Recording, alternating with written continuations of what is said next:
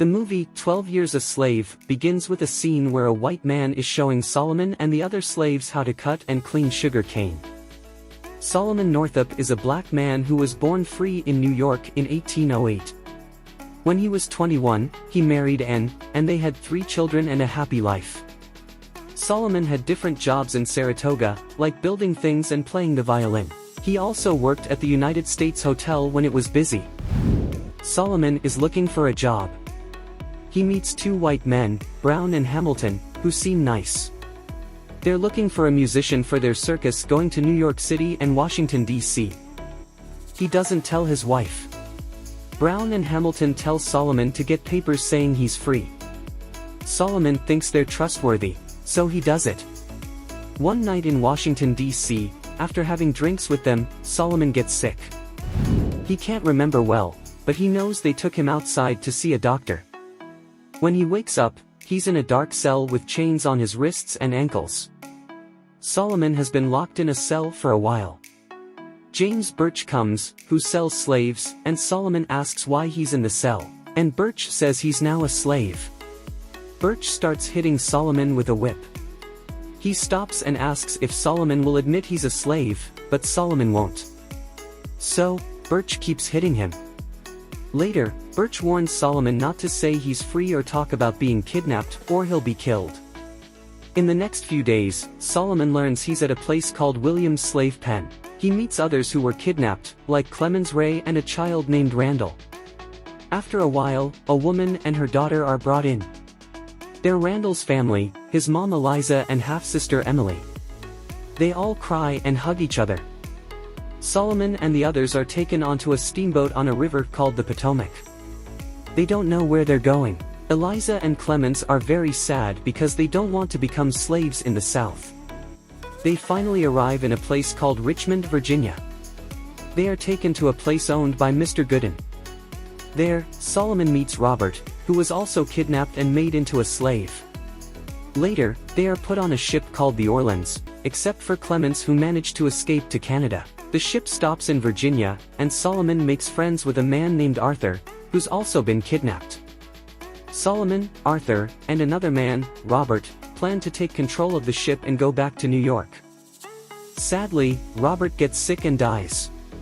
Solomon is very sad, and a kind white sailor named John Manning notices. He offers to help and gives Solomon things to write a letter to his family. John sends the letter, but Solomon's friends can't figure out where he is. When the ship gets to New Orleans, a man named Theophilus Freeman says Solomon's name is now Platt. They take all the kidnapped people off the ship and put them in a place like a prison. People who might want to buy slaves come to look at the men, women, and kids who were captured. Eliza's son Randall is bought by someone, which makes Eliza very sad. A man wants to buy Solomon and Eliza. Eliza asks the man to buy her daughter Emily, so they can stay together. The man is ready to buy Emily, but Freeman says no. They are made to separate, and Eliza cries while Emily asks her not to leave. Eliza never sees her kids again. Solomon has a new master named William Ford, who is very kind to them. Ford doesn't really know how bad slavery is. Solomon impresses Ford by building a raft and showing his skills. Another man, Tibiats, is mean and different from Ford. Solomon has to help Tibiats. Tibiats doesn't own land. He works for others. Because of money troubles, Ford sells Solomon to Tibiats.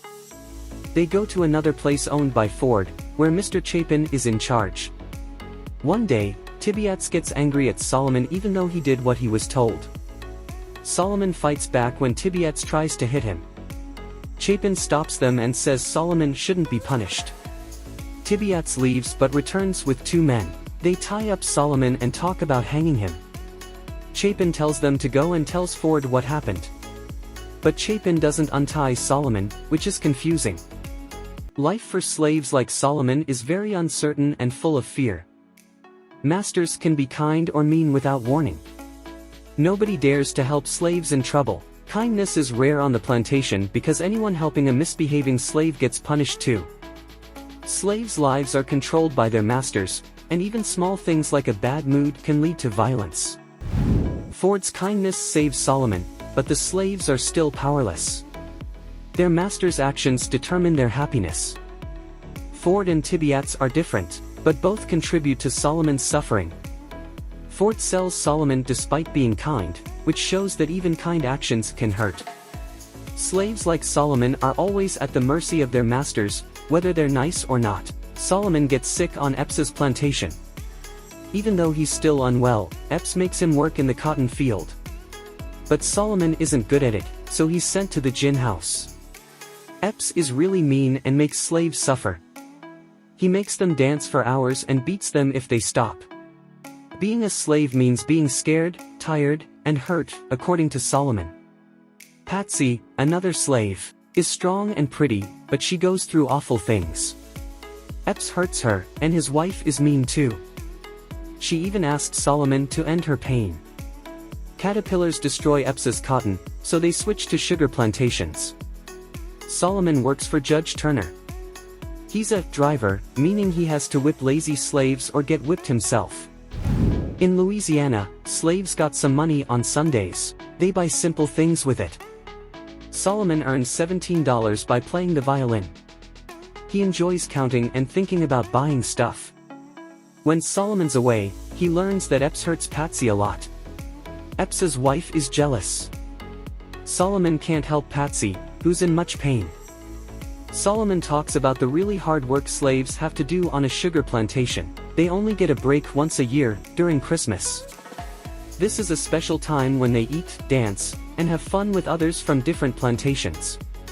Solomon loves playing his violin, which has helped him a lot during his time as a slave. It gave him money, friends, and moments of happiness. Solomon wants to send a letter to his friends in Saratoga. The letter has essential papers to prove he's a free man. He manages to make paper and ink, but he can't send the letter. He asks Armsby, a worker from a nearby plantation, to mail the letter to him. Armsby agrees, but then Epps, the boss, finds out and asks Solomon about it. Solomon lies, and Epps goes away. Solomon burns the letter. He says his only hope is to be rescued, but he often loses hope because nothing changes. Solomon talks about the very bad things that happened to him and other slaves because of Epps and Mrs. Epps. Epps thinks Patsy is close to another plantation owner, so he wants to hurt her. He rapes her regularly, and his jealous wife abuses her. He tells Solomon to whip her. Solomon does it. Oh, she doesn't get hurt even worse, but he won't do it anymore. Epps takes the whip and hurts Patsy badly. Solomon carries her to a hut, where she's been in pain for days. She gets better, but Solomon thinks she's very sad inside now.